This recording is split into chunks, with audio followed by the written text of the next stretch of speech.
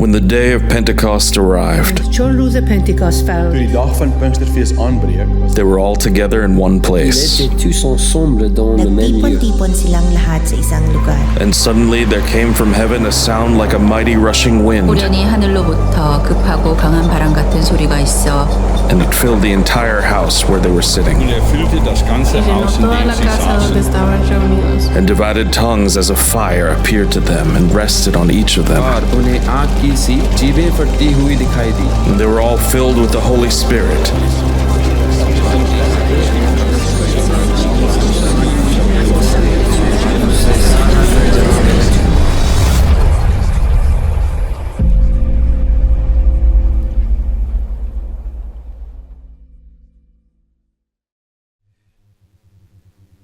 And they were amazed and astonished, saying, Are not all these who are speaking Galileans? And how is it that we hear, each of us, in his own language?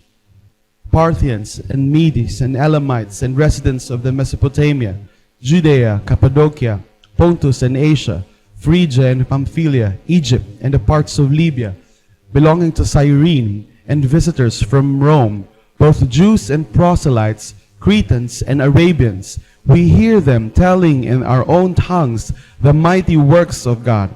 And all were amazed and perplexed, saying to one another, What does this mean?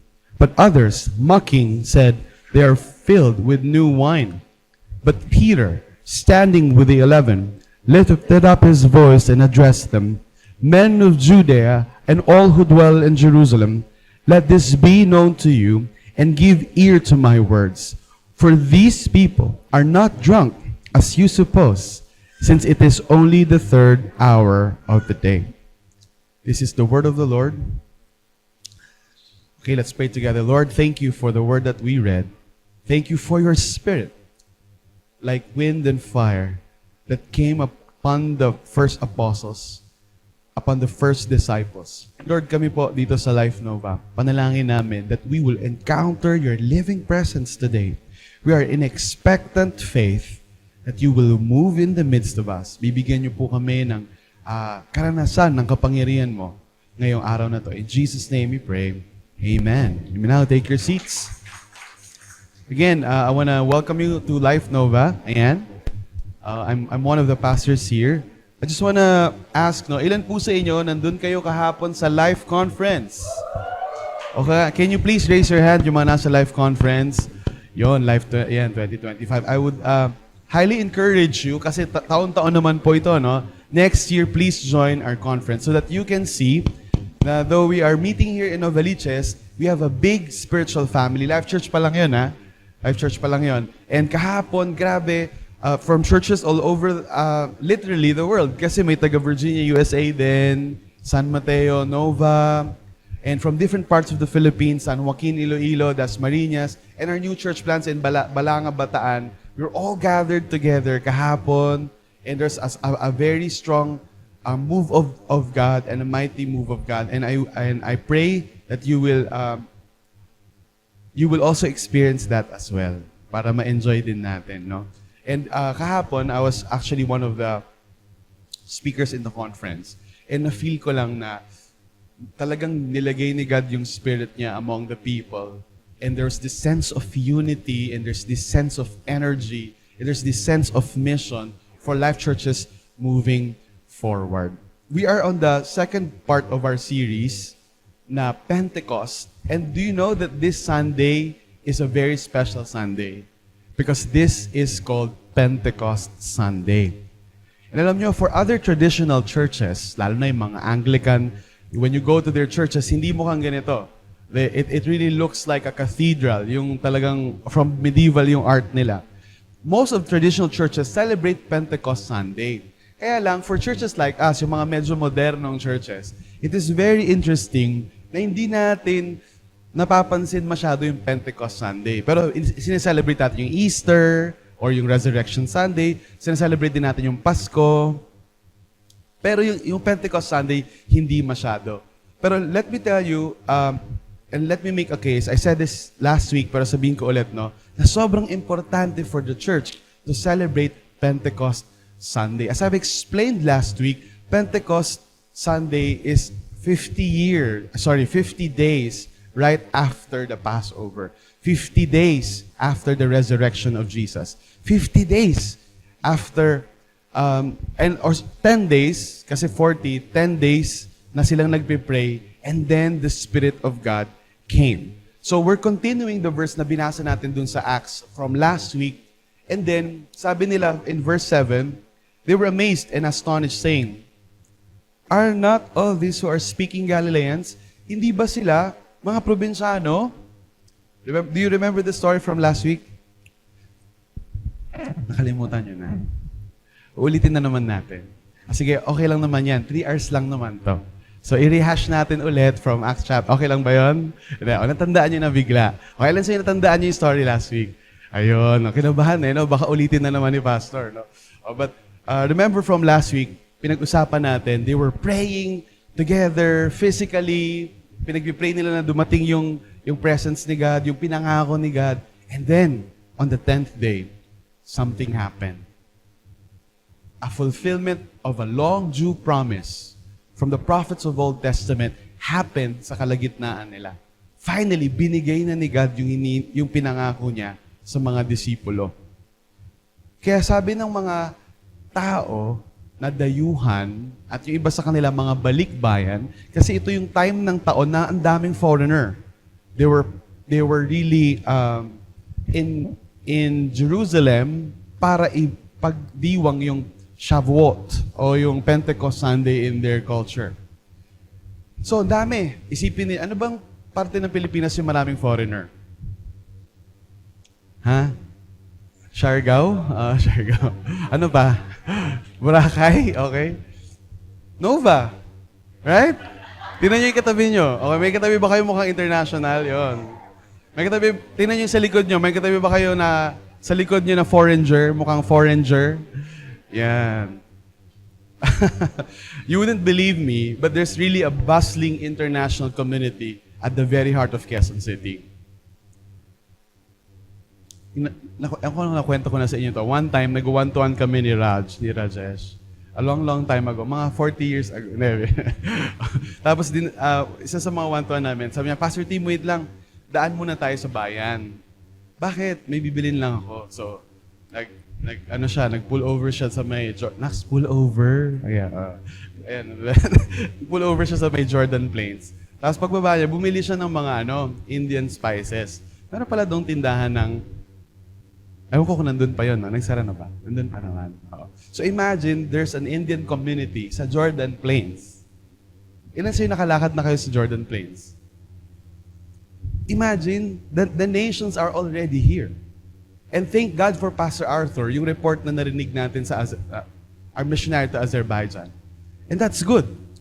Kung napapansin niyo, we're not just part of Life Church. We are part of a movement called Every Nation. And we take seriously, sineseryoso natin yung command ni God na dalhin yung gospel niya sa lahat ng bansa. And imagine, sa pagiging part lang dito ng Church sa Nova, your generosity, your volunteerism, your participation, you are actually being a blessing to many nations. Para ayaw nyo naman maniwala.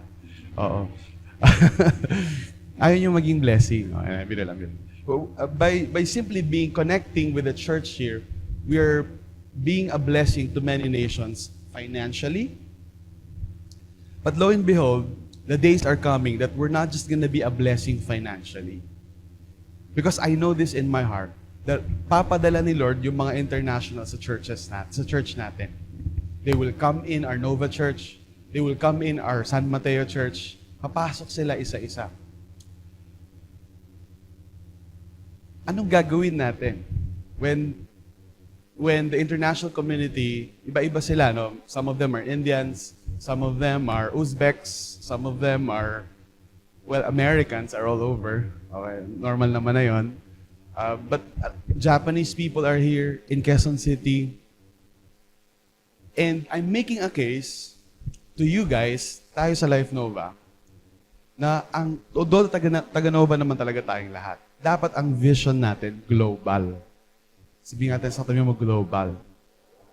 Pero baka magsilayas na tayo, tapos mag-abroad na tayong lahat. No? So sabihin mo naman sa katabi mo, local. So the vision of God is both global and local. So together, we say that glocal. Yes, because we have an eye for the nations globally, pero our expression of service is local. So taga-Nova tayo. So actually si Taps nagturo sa akin, si John Marie, sabi niya, Pastor Tim, sabihin mo tong hashtag na to sa 2 p.m. O sige na. Kasi talagang push eh. Okay, tatawagan niya, okay na pa. So, gamitin niyo ha, for today, para makita naman ni John Marie na sinabi ko talaga. So sabi niya, ito po yung magandang hashtag. Hashtag from Nova to Nations. Because really, one day, you will see some of our campus missionaries and regular members immigrating to another nation and bringing Life Church there, bringing the gospel and discipleship there. And one day you will see that one day may be as near as this year, later this year, or next year. Because God is on the move. Gusto niyang ma-save lahat ng lahi. And so, titignan natin yung church. Paano ba ito nagsimula noong umpisa? Paano ba nagsimula yung church ni Jesus? At tignan natin kung kamukha pa rin ba natin yung church na yon. And some of you are confused, no? Church, ito ba yung building? No. When we talk about church, the word is ecclesia in Greek. Yun yung, pag tinranslate mo sa Tagalog, iglesia, but we're not talking about the religion na INC. Iglesia is a term that means church. Ang ibang translation doon, simbahan. Kaya ang problema sa simbahan, na associate na siya doon sa building, sa katedral. But the meaning of church is yung mga taong na-save. Okay? So the church is the people, not the building. That's why we can move our worship services to Fairview Terraces. Pastor, ito pong building natin sa Nova, holy to eh. Oo naman. Pinag-pray natin to eh. Nag-fundraise tayo para rito. Nandito yung presence ni God. Pag pumunta tayo ng Cinema 5, Final Destination yung last na palabas dun eh. Paano kung...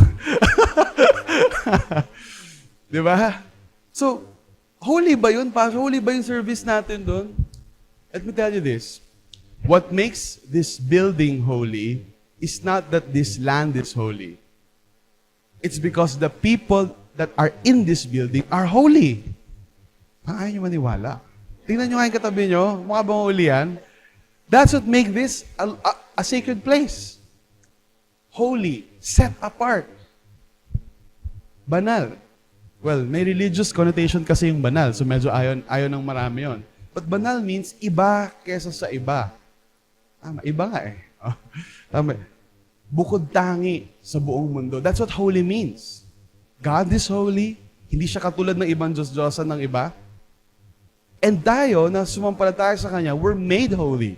We're made different. Binigyan tayo ng kakaibang energy, kakaibang grace ng Diyos na maging iba. At ano nagpapaiba sa atin? It's the Spirit of God living inside of us. E titignan natin, paano ba nagsimula na ibigay ng Diyos yung Spirito niya sa mga tao? And again, we're looking at the Holy Spirit. Because the Pentecost Sunday is the fulfillment na ibibigay ng Diyos yung Espiritu niya sa mga tao. Now, hindi ko na maalala kung sinabi ko na ito last week eh. But the Hebrew word for the Holy Spirit is the same word for wind and breath. Ruach. Hindi ako malak, no? Ganyan talaga yung pronunciation niya sa Hebrew. Ruach. Pag sinabi nilang hangin, ruach. Pag sinabi nilang hininga, ruach. And then when they were describing the presence of God, they used the same word. Ibig sabihin ba, hangin si Holy Spirit? Oh no, hindi. Hindi siya hangin lang o kapangyarihan lang. Pero imagine niyo to, no? Yung mga nagsulat ng Biblia, nung gusto nilang panangalanan, when they wanted to name, when they wanted to name the presence of God here on earth, they used the same word for breath and wind. Nakakita na ba kayo ng taong pinapanganak? Taas ang kamay. Kumadro na ba kayo? Doktor? OB, nurse, hindi naman. May anak sa bahay, nakita ninyo? Sige, you can raise your hand. Okay, Pastor, hindi po tao. Sige, may nakita na ba kayong hayop na pinapanganak? Maaring may alaga kayo. Di ba? Taas ng kamay. Alam nyo ba, imagine this, no? The moment na pinanganak na yung isang hayop o isang tao, at siya ay huminga for the very first time, that's ruach. It's like the Bible writers are saying, yung nagpapabuhay sa lahat ng buhay ay presensya mismo ng Diyos. Pero hindi lang siya basta-basta hangin. Ang hangin o ang hininga ay metaphor ng presensya niya. Katulad din na ang hangin ay nagbibigay buhay sa atin. Ushers, can you close the... Sige, gagawin natin. Isasara natin to. Tapos zero oxygen zone natin itong worship center. Okay? Tignan natin kung sino So at the moment na mawala ng oxygen in this environment, matutupad na yung palabas dun sa Cinema 5. Final death. And let me tell you this, the moment na lumipat yung Life Church sa Cinema 5, matutupad na talaga yung final destination. Because hindi na aalis yung mga tao sa presence ni God. That will be their final home. And God will make His home among His people. So bagay talagang ilagay yung Life Church doon. Kasi death yung nandun eh. Kailan ba natalo ng death yung life? Bago dumating si Jesus. But when Jesus came, life defeated death. And the very breath of life, patalon-talon ako, no? So, the very breath of life is described by the Bible writers as Ruach, the Holy Spirit. Yung mga nagsulat naman ng New Testament, hindi na sila gumamit ng Hebreo, Griego na, iba na yung salita. Pero ganun pa rin, pneumatos. But still the Greek word for wind and air. Kaya nga amazing yung Azerbaijan eh. It's the city of wind and fire.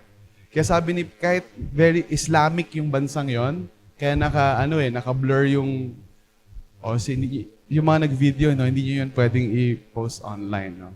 But naka-blur yung mga contacts natin doon kasi makukulong talaga sila for preaching the Bible in that nation. But nevertheless, tayo sa every nation, sugod pa rin tayo because they need to hear the Word of God no matter how close and restricted this nation is. So, balik tayo dun sa Holy Spirit being the breath and the wind of God. So, in fact, pag meron lang tayong religion, pwede kayong umattend dito every Sunday, no? Go through the motions, observe yung mga tao. Tumatayo siya, upo tayo. Upo na tayo. You can go through the liturgy. Thanks be to God. Thanks be to God. Amen. Amen. Pwede niyong gawin lahat ng yon. But without the Spirit of God, wala tayong maintindihan sa word niya. Or feeling natin na intindihan natin pero mamamali tayo. Because it's by the Spirit of God that we know God. Hinihinga niya nilalagay niya yung buhay niya, nilalagay niya yung essence niya sa atin. So, balik tayo sa metaphor ng unang hinga, the first breath of life. May isang batang pinanganak, pinapaiyak siya, di ba? Or hinihintay na umiyak. Kasi yung iyak niya, kasi sadista yung mga doktor eh. Gusto nila nakakarinig ng iyak niya. Yung unang iyak niya, yun yung hininga rin niya. Kapag hindi humihinga yung bata, delikado kasi hindi siya humihinga. So kaya, the moment a baby is born, importante makaiyak siya. Kasi doon na rin nagtatapos yung dependence niya sa umbilical cord, sa puso niya, nanay. And doon na umpisang gagana yung baga niya for the first time. And the biblical writers put that metaphor na katulad din ng unang hinga ng tao ay oxygen, hangin. Ganun din ang unang hinga ng mga na-born again o napanganak ulit. Again, born again is not a religion. It is an experience na dinadanasan ng isang tao. Kasi ang religion, ano lang yan eh, it's a set of man-made principles, rituals, na paulit-ulit. At pwede kang dumaan sa religion at hindi mabago. But what changes a person, and when I say religion, I just don't mean Roman Catholic Church. I also mean Protestant Christianity, born again. Pwede kang nasa born-again church and you're still going through religion. Because the Spirit of God is not in you. Hindi mo nararanasan na huminga for the first time. So imagine if our church is called Life Church, our life begins the moment na huminga na tayo. Not oxygen, but ihinga na natin yung Espiritu ng Diyos. And the essence of God comes inside of our being. May kita natin anong nangyayari sa mga taong napupuno ng Espiritu ng Diyos. O humihinga sa Espiritu ng Diyos. O hiningahan at ipinanganak muli. Let's continue the story. Sabi na, bakit gano'n? Nakapagsalita sila ng mga salita natin. Verse 8, how is it that we hear, each of us, in his own native language? So yung mga turista, nagulat sila. Paano nila nasasalita yung salita natin? Eh di ba mga Israelita sila? Kumbaga kung nangyari sa atin yun, di ba mga Pilipino to? Call center ba sila lahat? Di ba English yung call center? Bakit nagkaroon ng call center ng iba-ibang, di ba? All of a sudden, nasasalita nila lahat ng salita nila. They were hearing the praises of God in their own native language. That's the first miracle. Well, the second, the sound of heaven, now we're hearing the sound of nations. The sound of nations. The second sound of Pentecost is the sound of nations. And yung mga bansa nung panahon nila, inisa-isa, yung mga nandun. Yung mga nandun nung panahon yon. Verse 9, Parthians, Medes, Elamites, residents of Mesopotamia, the Fertile Crescent. Marami yun. Iba-iba yun. Judea, Cappadocia, Pontus, Asia. Uy, may mga taga-Asia. Malay nyo. Phrygia, Pamphylia, Egypt, parts of Libya, belonging to Cyrene, visitors from Rome, both Jews and proselytes. So, mga Hudyo, mga Israelita rin, at proselyte. Ano yung proselyte? Converts. Ibig sabihin, katulad natin, Gentiles. Non-Israelites na nag-convert. So, parehong mga Hudyo, both Jews and Gentiles. Both Israelites and non-Israelites. Cretans and Arabians. We hear them telling in their own tongues the mighty works of God. Nagpupuri sila sa lengguwahe ng mga bansang yon kung ano yung ginawa ni Yahweh sa mundo. Verse 12, and all were amazed and perplexed. Look at that, all. Walang kahit isa na hindi na amazed. So naglalakad sila, papunta ng New York, papunta ng Manila, mga turista, they were going to Jerusalem, and then napatigil sila and they were very amazed. And perplexed. Ano yung perplexed? Nalilito sila, they were confused. Saying to one another, what does this mean? Anong ibig sabihin nito? Kasi hindi normal yun. And sabay-sabay yung 120, nagpupuri, nagsasalita sa iba-ibang, ito yung matindi nun. Kung sabay-sabay tayo nagsalita ng iba-ibang salita, magkakaintindihan ba tayo? Sino marunong mag-Bicolano dito? Dalawa? Ambot? Ilan sa inyo marunong mag-Ilocano? Imagine sabay-sabay tayo nagsalita ng iba-ibang dialekto. Magkakaintindihan kaya tayo? The miracle is they were able to hear. Though iba-ibang mga salita yon. Do you understand? So the miracle is not just in the speaking of tongues, but in the understanding and the interpretation of tongues. Na naintindihan nila yung sinasabi. Na nagpupuri ang mga tao sa Diyos sa ginawa niya.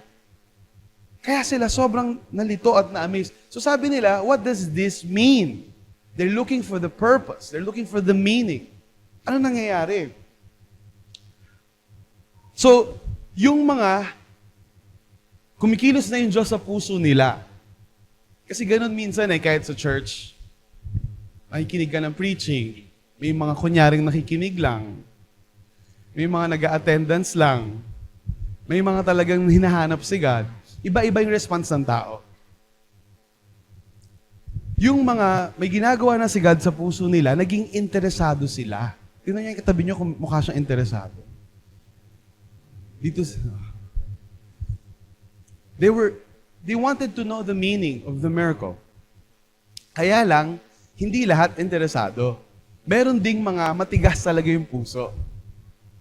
Verse 13, but, contrast, but others mocking. Ano ba yung mocking? Aasar? Ang babash. But others, bashing, said, they are filled with new wine. Lasing sila.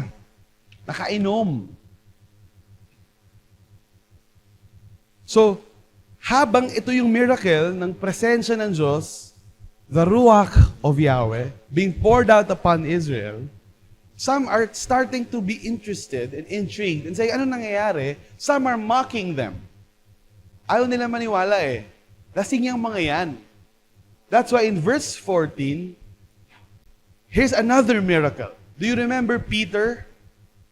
Hindi yung anak ni John. The original Peter. Peter, nung hinuli si Jesus, people were asking him, aren't you the associate of... No. Diba? Dininay niya. Dili man ako yun, gid. Gid man ako yun. Ayun ka, wrong grammar. So anyway, dininay niya kung na siya yun. Lagi siyang tumatakbo. 3 times denied the Lord. May kita ninyo? He was a coward. Duwag. And then, hindi na siya naging duwag. And marami namang, marami namang dahilan yung karuwagan. Siguro gusto lang naman niya gusto lang din naman niya maging safe kasi baka ipako din siya. Natatakot siyang hulihin. Iniisip lang naman niya yung kapakanan niya, kaligtasan niya. Yung safety niya ba? But all of that changed when he was filled by the Holy Spirit. Verse 14, Peter standing with the 11. And matagal lang sinasabi ni Jesus sa kanya, magiging leader ka. Ilan sa inyo may nagsabi na sa'yo, magiging leader ka?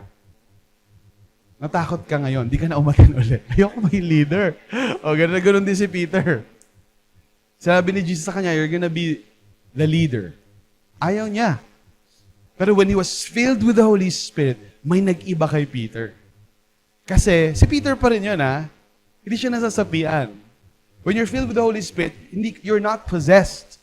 Kasi when you're possessed, hindi mo na pagmamayari yung katawan mo eh. Hindi ka na nag-iisip ng sarili mo eh. It's not possession. It's infilling.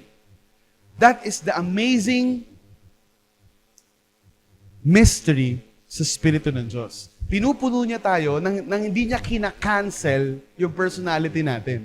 Tayo pa rin yun. Pero our personalities are enhanced to the point that we mirror the image of God.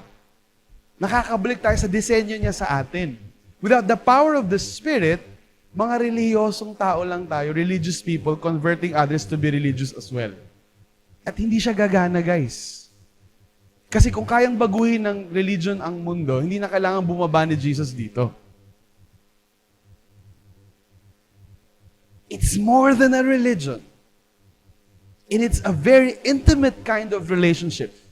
Imagine niyo kung ang metaphor, ang image na pinipaint ng biblical writers, tulad ng paghinga natin, imagine pag napuno ka ng Espiritu ng Diyos, papasok yung Espiritu niya sa kalooban-looban natin at magbibigay ng buhay sa bagong pagkatao natin.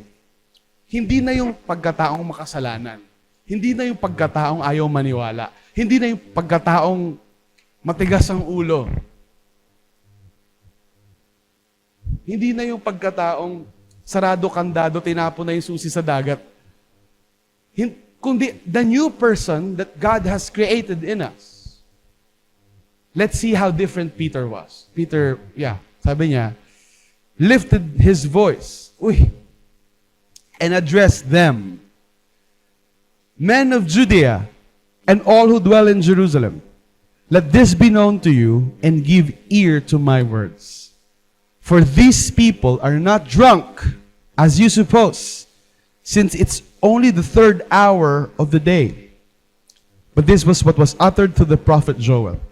So ano ba yung third hour of the day? The hour begins at 6 a.m., so the third hour is 9 a.m. Ang aga-aga, hindi kami nakainom. Ang tapang ni Peter ngayon. Tandaan nyo, the context is nagtatago sila sa upper room dahil takot silang maaresto. Nagtatago sila. Hindi siya lalabas doon sa balkonahe at pinatawag ko kayong lahat. Hindi siya magaganon doon if something did not change inside of him. He went to the balcony, to the upper room, and preached from the portico. He was speaking to all of those foreigners, Jews, and proselytes from different nations.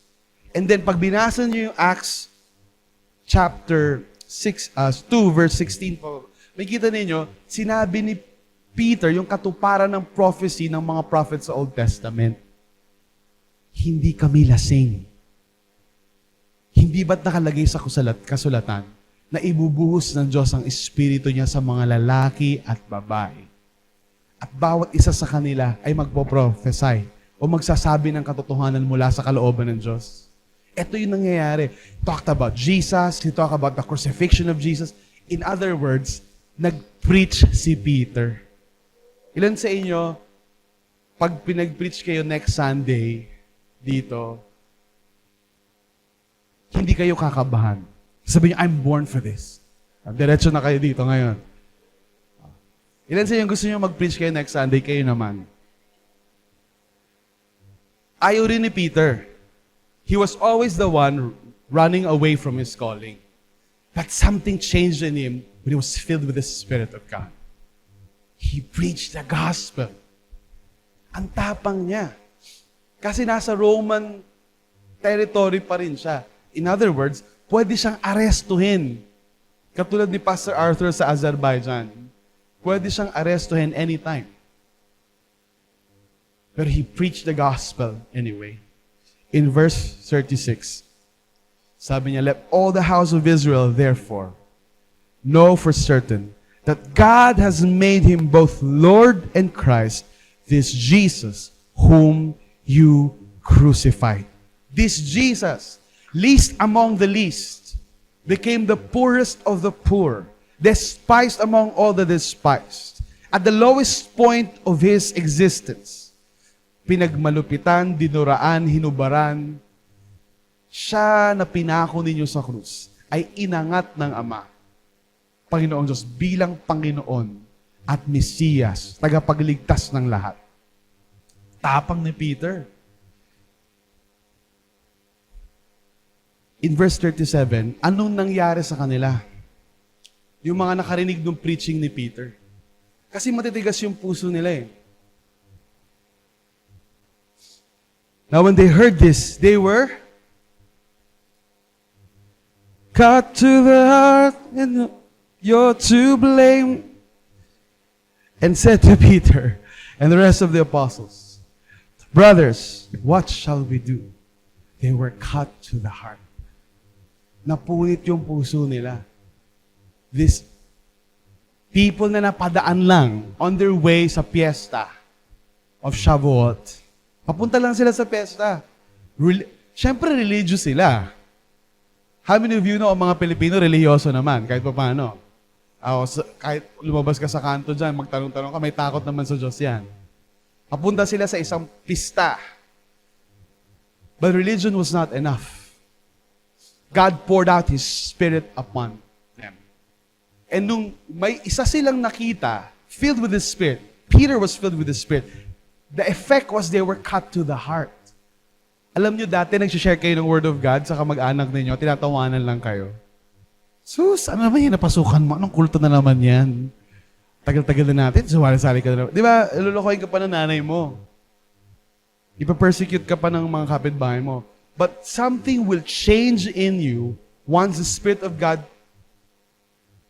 is breathed on you. Hindi ka naman biglang naging Bible expert na biglang alam mo na lahat ng sagot. Pero, Matapang ka kasi na-experience mo yung presensya ng Diyos. There's a boldness inside of you. And pag nag-share ka ng Word of God, iba na. Pwede ka nilang hindi pakinggan, pero hindi ka na rin natatameme. Hindi ka na rin nadidishearten. Kasi hindi na siya tungkol sa iyo eh. Bago ka ma-feel ng Holy Spirit, tungkol pa to sa iyo. May makikinig kaya sa akin. To preach or not to preach? To preach or not to... Naubos mo na lahat ng petal. Sa two of our faves, or whatever. Naubos mo na yung mga to preach or not to preach, to share or not to share, to invite or not to invite. But when the Holy Spirit comes upon you, hindi na siya tungkol sa'yo ngayon. Baka hindi niya na ako maging crush pag nalaman niyang godly ako. It's no longer about you. It's about the truth of God being shared to others. So sabi nila, anong gagawin namin? So, along with all the foreigners, Peter was addressing the house of Israel. Yung mga nagpako kay Jesus. So yung mga sumigaw ng crucify, yung mga nakiayon sa nakararami at pinako ang Panginoong Yesus, napunit yung puso nila sa preaching ni Peter na matagal na nilang pinaghahanap, nagtatago pala doon, nagpipray sa taas. Bigla siyang lumabas ng 9 a.m., parang lasing, pero hindi siya talaga lasing. Ang tingin nila malakas ang amats niya, pero hindi naman malakas yung amats niya. Filled siya with the Holy Spirit.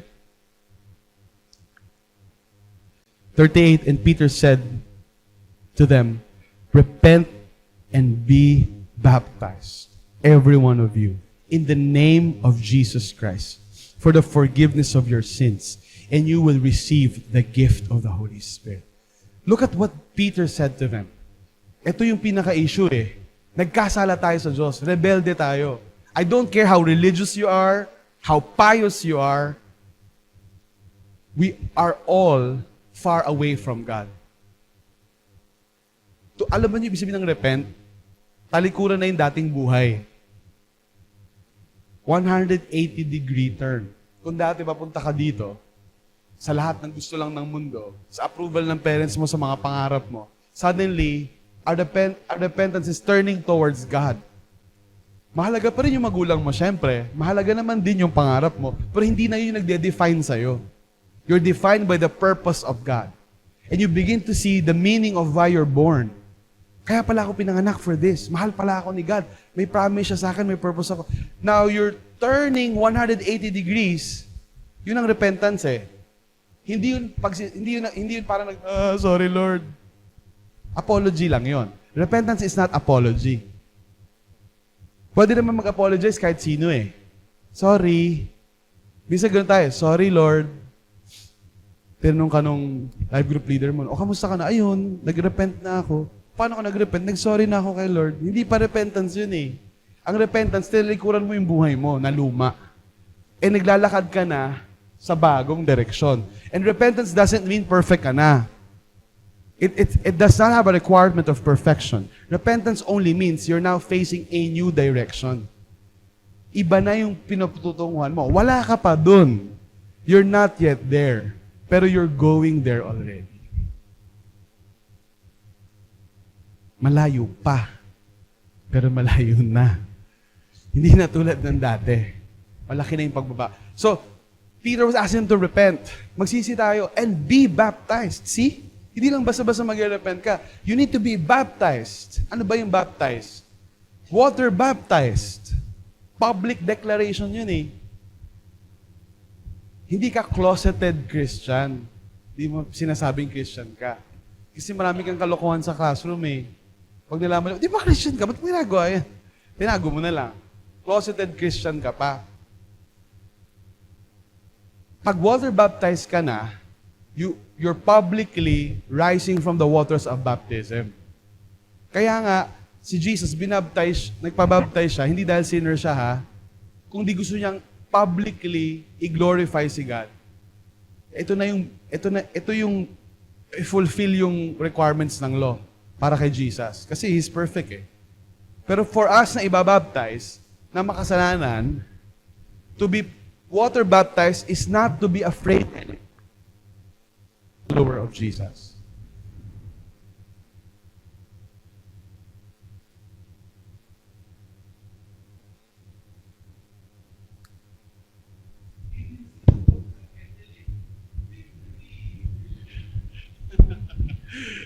Minsan kapag defeat, hinaan mo, no? Para hindi masyado masakit na talo. Kaya ang ginawa natin sa Life Day, Jesus na para maayos yung sinisigaw natin. Hindi pag Brother Brothers ka, life! Life, di ba? Jesus! Kasi you're proud of Jesus. You're not proud of Life Church. I hope you're proud of Life Church. But it's not about Life Church. It's about Jesus. Be baptized, every one of you. So sabi ni Peter, lahat kayo ha. Sabi mo, ikaw rin ha. Ayaw mo naman eh. Sabi mo, ikaw din ha. Pag na-Tagalog ako, hindi nyo naintindihan. Mag-English na nga lang ako. You also ha. Wow, konyo. You also ha. Are you from the Ateneo? You also. For the forgiveness of your sins, and you will receive the gift of the Holy Spirit. Now this is interesting. You will receive the gift of the Holy Spirit. You see, it's like a format. Not really a format. It's like a format. You repent, you get baptized, and what's next? You receive the gift of the Holy Spirit. Bakit kaya natin natatanggap yung banal na Espiritu Santo pag nabautismuhan tayo at pag nagrepent tayo? Kasi pwede na tayo maging templo eh. Templo. Pwede na tayo maging dwelling place. Pwede na tayong pananahanan ng Diyos. We can be inhabited by the presence of God. Because we're made holy. And what made us holy? It's the sacrifice of Jesus on the cross. Kasi kahit anong effort ba natin na baguhin natin, bumabalik din sa dati eh. Pag bumabalik sa dati, effort lang natin kasi yun. Once you are a new creation, nagiging bago ka nila lang kasi He puts His Spirit on you. And pwede na siyang manahan with us. For the promise, verse 39, is for you. Sabi mo, for you. Kita nyo, pag English, sumusunod kayo eh. For you. Pero ito yung amazing, no? Kasi sabi ng marami, yung Holy Spirit naman na yan, nung ano lang yan, nung time lang nila yan, tapos na yan. Pero look at the promise. It's for you and for all your children. Uy. That means the generations afterwards. Remember, He's speaking to all the nations. God will pour out His Spirit to all nations. All who are far off. Lalo na yung malalayo. Tayo ba yun? Malayo ba yung Pilipinas sa Israel? Hindi, dyan lang yun eh. Pwede lakarin. Especially those who are far off. Kaya ang tawag nila sa atin, Far East. Kasi nasa Far East tayo, may Near East. Pero sa kanila, meron may Far East. And everyone whom the Lord our God calls to Himself. Sa inyo, sa mga anak ninyo, sa malalayo, at sa lahat ng tatawagin ng Diyos sa sarili niya. 40. And with many other words, He bore witness and continued to exhort to them, saying, save yourselves from this crooked generation. Would you imagine nung time nila crooked na yung generation, how much more pa sa time natin? So that's when Dr. Luke was writing the book of Acts. It's like code. He was saying, marami pa. Pero yung na-record, konti lang. Kasi ito yung pinaka-importante. Imagine, ang dami niya siguro pinreach nung araw na yon. So baka nga nag-life day nga sila. So topic 1, 2. So but ni-record ni Luke dito sa Acts yung pinaka-importante, which is the message of the cross and the Holy Spirit. So, with many other words, He exhorted them. So pag nakita na niyo yung nangyari, Nag-repent sila, pinag-guide sila ng Holy Spirit. Ano sabi sa kanila? Save yourselves from this this crooked generation. Huwag kayong gumaya. Huwag kayong gumaya sa society. Kasi babalik na naman sila sa iba-ibang bansa eh. And a lot of them, do you know na the church in Rome, or in the Roman church, wala talaga itong parang founder or church planter. Binuuto ng mga nanggaling dyan sa Pentecost, umuwi sa Rome, tapos nag-live group sa bahay. Bahay-bahay kumalat yung live group, nagkaroon na lang ng church sa Rome. Kaya nung sinulatan sila ni Paul to the Church of Christ in Rome, hindi naman niya pinlant yun eh.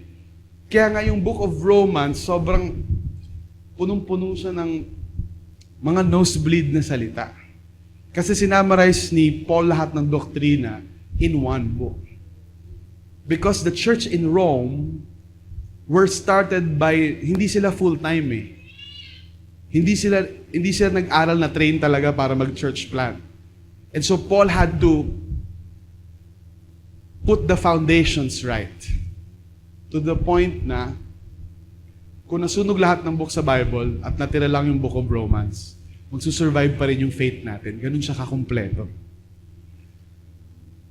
And this is not a preaching on the book of Romans. This is a preaching on the book of Acts. But the only reason I say that, imagine that beautiful church in Rome was started by mere life group leaders. Kaya huwag nyo nilalang yung life group leaders. Because the Spirit of God was poured out to all. Hindi lang sa pastor.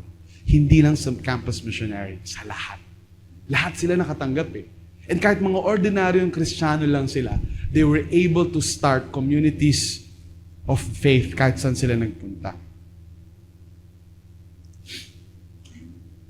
So, look at this, verse 41. So, those who received His word were baptized. Grabe, no? Right there and then, nagpabaptize sila. Sa bagay, may dagat naman doon. And there were added that day about 3,000 souls. Kahapon nasa conference kami. That's around 500 people from different life churches. Amazing na nga yun eh. Worshipping together with, imagine worshiping with 3,000 and kakasave lang nila nung araw na yun ha. Grabe yun. Alam ba ninyo, ba't natin sineselebrate yung Pentecost Sunday? Today is Pentecost Sunday. Because the Pentecost Sunday actually marked the birth of the church. So, on June 29, we will be celebrating our 17th year anniversary. Kasi nung 2008, sinimulan yung church sa Quezon City. Pero itong Pentecost Sunday, hindi ito local church anniversary. Iba to. Ito yung anniversary ng buong church. Universally, globally. Yung church talaga na simulan ni Jesus, yung pinakaunang church. Ito yung birthday ng church. So the outpouring of the Holy Spirit is not just a fulfillment of the promise from the Old Testament. Dito rin nagsimula yung unang-unang church. At grabe yung unang church. Ilan sila? 3,120. Paano natin nalaman? Kasi 120 sila nagpipray eh. And 3,000 got, simple math. It doesn't matter. Yun na naman ang madali sa math eh. Addition, di ba? Ang yabang eh, no? Addition lang. But 3,120 was the first church. Look at the characteristics of the first church. At the very beginning, they were a multi-ethnic, multinational, multilinguistic body. Hindi sila church ng isang lahi. Binubuo talaga siya ng every nation kahit noong umpisa pa lang. Kaya yung miracle ng Holy Spirit was for them to hear the praises to God in their own native tongue. Pag nilagay mo siya sa konteksto ng Maynila, di ba ang daming pangkat etniko sa Pilipinas, iba-ibang dialekto. Ginagamit natin yung Filipino o yung Tagalog dahil kay Quezon na official na lengguwahe ng ating gobyerno. Sagisag ng Republika ng Pilipinas. Filipino yun eh. Pero galing yun sa isang pangkat etniko ng mga Tagalog. So yung Tagalog, ginagamit natin yun sa Pilipinas para pagkaisahin yung iba-ibang mga pangkat etniko. Sa panahon nila, yung ganun nila, yung Tagalog nila, Greek. Imagine mga Israelites sila, so ang salita nila, Hebrew tsaka Aramaic. Hindi sila Greek speaking. Pero bakit yung mga gospel sinulat sa Greek? Hindi sinulat sa Hebrew at sa Aramaic. Because the gospel, the good news, yung storya ng New Testament ay hindi lamang para sa isang lahi, kundi para sa lahat. Kaya sa church, nag-i-English tayo. Kasi binibigyan ito tayo ng pagkakataon na abutin yung ibang lahi. At mapag-translate yung salita ng Panginoon sa iba't ibang lahi, mamimirror na natin yung original na itsura ng church. And as I say this, birthday pala ng church ngayon. Ito yung totoong anniversary ng church. So every year, we're gonna celebrate Pentecost Sunday as the birth of the church. And the birth of the church was marked by people from every tribe and every nation worshiping Jesus, repenting, being baptized, being filled with the Holy Spirit. Malapit na po tayong lumipat sa Fairview Terraces. Marami kayong makakasalubong, maglalakad lang kayo dyan sa campus, mga iba-ibang lahi sila, mga kamukha ni Jason. Di ba, pag nakita natin si Jason, anong ginagawa natin? Sa totoo lang, tayo-tayo lang naman dito eh. Di ba, pag nakita niyo si Jason, papasok na siya, di ba lumiliko kayong gano'n? Tapos nagtatanong si Jason, di ba, anong ginagawa po? Yung tanong siya, di ba, naghihila ka ng friend? Di ba? Kasi,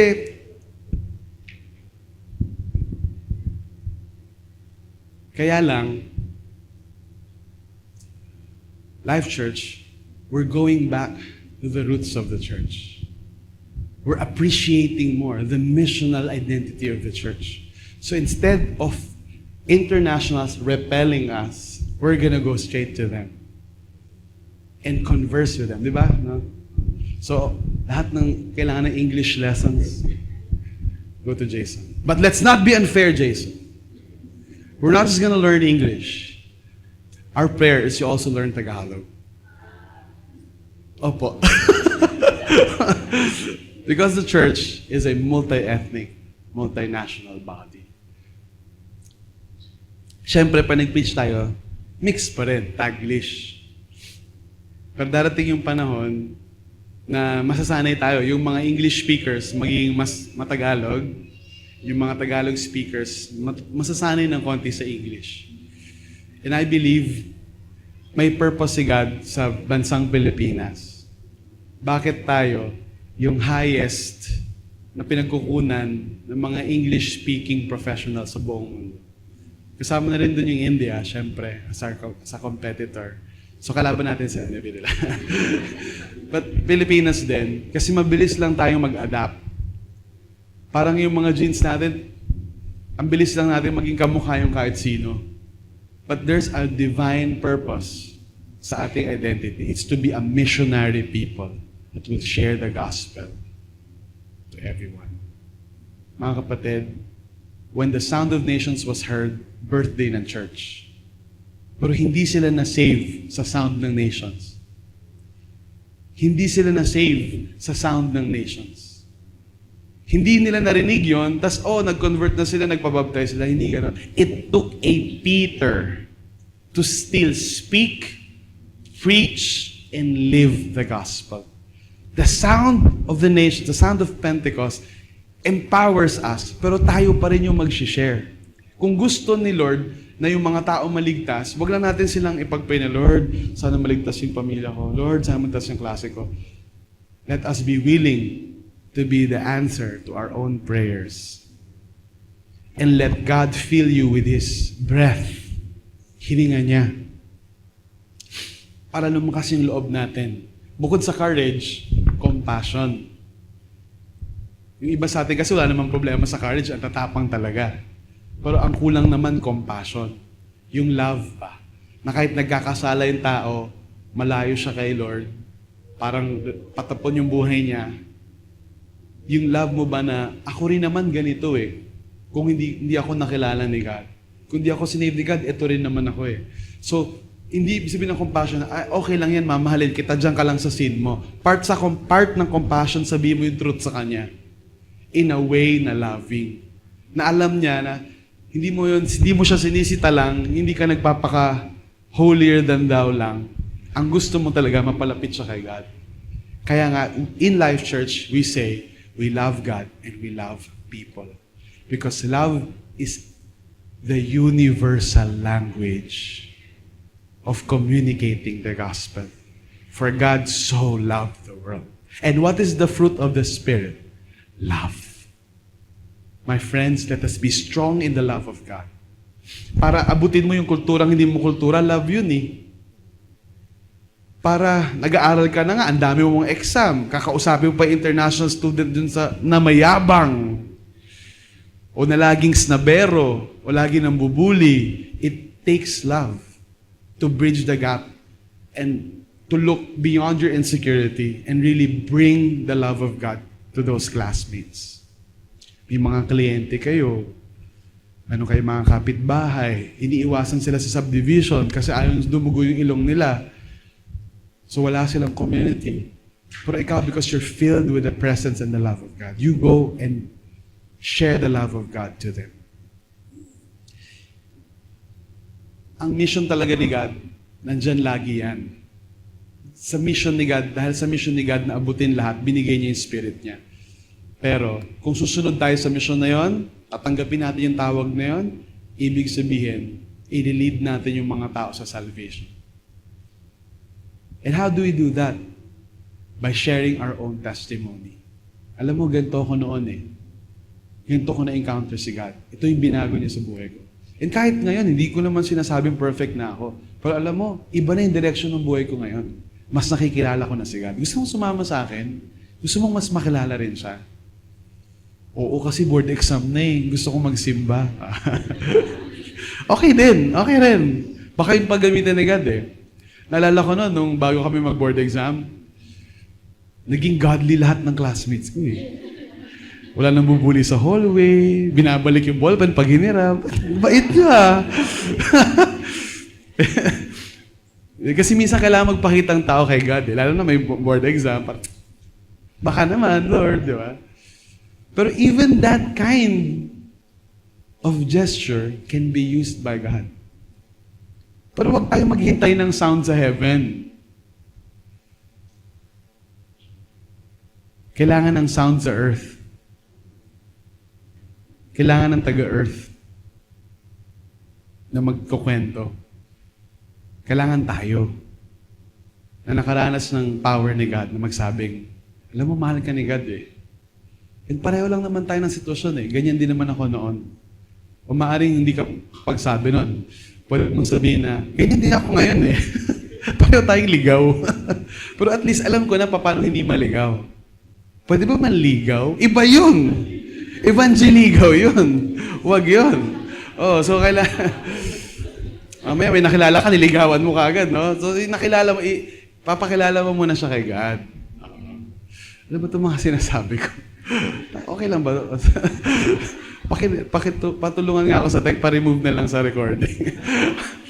Evangelism is sharing the love of God. Saying, alam mo, mahal ka rin ni God eh. Tulad niya, tulad ko, malayo kay God, nilapit niya. And it takes a friend like you.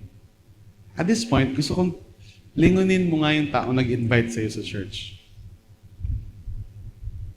Irapan mo nga. Hindi pala. Lingunin mo lang. Huwag mo irapan. Lingunin mo lang. Pastor, hindi po ako umiirap. Inaantok po. Okay. Iba naman. Sige lang. Sige lang. Ngayon, yung nilingon mong tao na nag-invite sa'yo sa church, I'm sure may nag-invite din dyan. May nag-invite din dyan. So it's a series of invitations. It's a series of God working in a person, giving a person courage, sharing his life testimony, bringing people to God. It's not about being better than others. It's not having the answer to all their questions. It's being used by God to share the love of Jesus to people who are far off, far away from God, and bringing them near. Courage and compassion, springing up from the fruit of the Spirit, which is love. I pray, Life Nova, magkatotoo yung hashtag ni John for us. Hashtag from Nova to the nations. Let's all stand together and pray. Lord Jesus, thank you for your great love for all of us. Salamat, Panginoon, sa malaking puso mo na gusto mong isali lahat kung pwede lang. Kung gusto mong iligtas lahat kung pwede lang. And the reason na sinasabi kong kung pwede lang is because may choice pa rin kaming mga tao. But Lord, I pray na kami po na pumili na. Hindi mo na kami kailangang pilitin. Magkaroon po kami ng desire na i-share yung love mo sa ibang mga tao. Lord, as we prepare for our 17th year anniversary, as we move into the month of June, I know you're gonna pour out your Spirit upon us. I know there's gonna be a mighty work of the Spirit, that you're gonna steer our nation. You're gonna steer our city. We're gonna see the city change. We're gonna see families turn to God. We're gonna see communities turn to God. We're gonna see campuses produce godly leaders in society. We're gonna see a change in our city. Because you are the God of this city. You're the God of this nation. Ikaw yung Diyos na nagbigay buhay sa lahat sa amin. At darating ang panahon, kukunin mo rin ang aming hininga. Babalik na rin ang aming hininga sa iyo. At sa araw na bumalik na yon, dalangin ko, Panginoon, maririnig namin mula sa iyo ang mga salitang, "Well done, good and faithful servant." Dahil kami, Panginoon, ay naging matapat sa misyon namin habang nabubuhay. Lord, I pray na humaba pa po yung buhay naming lahat. Maging malusog kami at ang aming mga pamilya. Pero kung magiging malusog kami at mahabang buhay na wala namang ginagawa, para saan? Para saan na pagyayamanin mo kami? Para saan na pagpapalain mo kami? Kundi para sa misyon mo, na ibahagi ang pag-ibig mo sa lahat ng lahi sa mundo. Bigyan niyo po kami, Panginoon, ng courage at ng compassion na i-share yung pag-ibig mo sa marami. So today, Lord, even as we worship, as we truly worship, I pray that your Spirit will come upon us. You will breathe new life into us. We're gonna truly live. Hindi na siya mga words lang sa Bible, kundi hiningahan ng Diyos upang baguhin ang mga puso namin. To rewrite our personalities, to rewrite our life stories, so that hindi na kami yung bida sa kwento ng buhay namin. Kundi yung buhay namin maging parang arrow sign that points to you. When people look at us, hindi na tungkol sa amin. Hindi na tungkol sa saan kami nag-aral, saan kami nagkatrabaho, magkano kinikita namin, anong napundar na namin. I pray na hindi yun maging tungkol sa amin. But our lives will just be pointing markers, pointing to you. Let your Spirit dwell in our midst. Let us be a holy temple, pleasing in your sight. And let us bring the word of salvation from Nova to the nations. This is our prayer, our earnest desire. In Jesus' name, amen. Let's worship the Lord.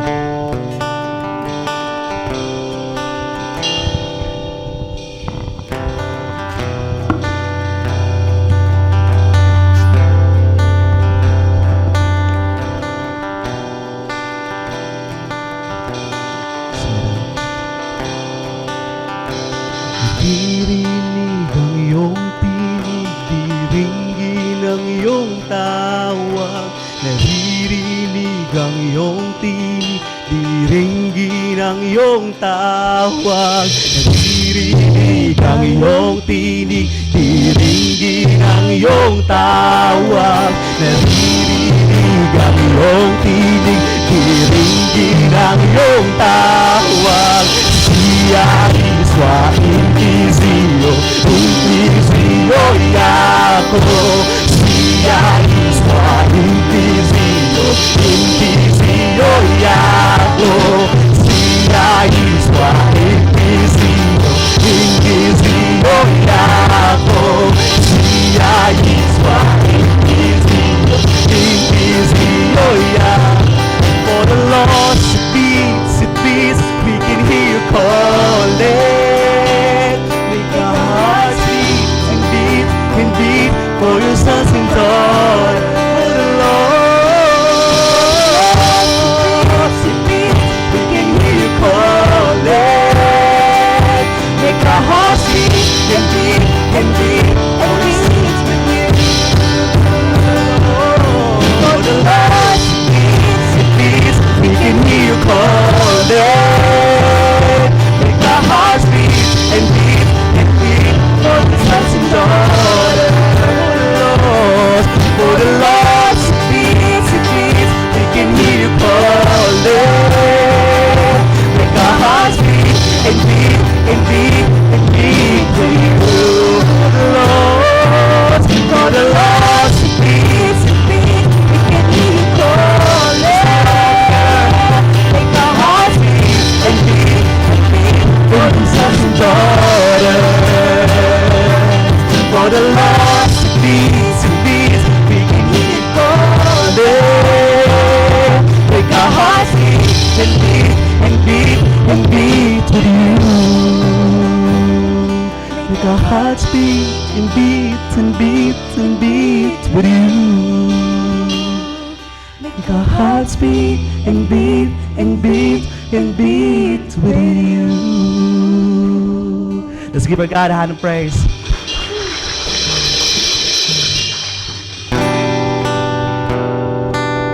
Life Nova fam, here ends our two-part series, The Sound of Pentecost. The sound of Pentecost may have ended, but its reality will continue to dwell in our hearts. Mamumuhay tayo sa lakas ng Espiritu Santo. So today we're gonna send you back to your families, to your communities, to your companies, sa mga barangay, tangan-tangan, taglay-taglay, ang kapangyarihan ng banal na Espiritu. Can you raise your hand together and let me pray for you, send you. Lord, thank you na ang bawat isa sa amin, Lord, each and every one of us is a vessel of your mighty power. We may not think of ourselves much, but this is not about us. It's about the story of a God who loves us, a story of a God who provides for us. So I pray, Lord, as we go back to our communities, our families, our workplaces, our companies, our campuses, the people around us will see something different in us. And as we share our testimony, may kita rin namin na makikinig na sila ngayon. Kasi hindi na siya tungkol sa amin lang. It's now about you. And as we share your word and your story, we're gonna see lives change. Darating ang panahon, we're gonna be telling stories na nag-share lang kami at ito na bago na tong taong to. Nag-share lang kami and ngayon may live group na sa kumpanya ko. Nag-share lang kami and may live group na sa mga kapitbahay ko. And I have experienced the love of God. May that be our testimony, Lord. In Jesus' name we pray. Amen.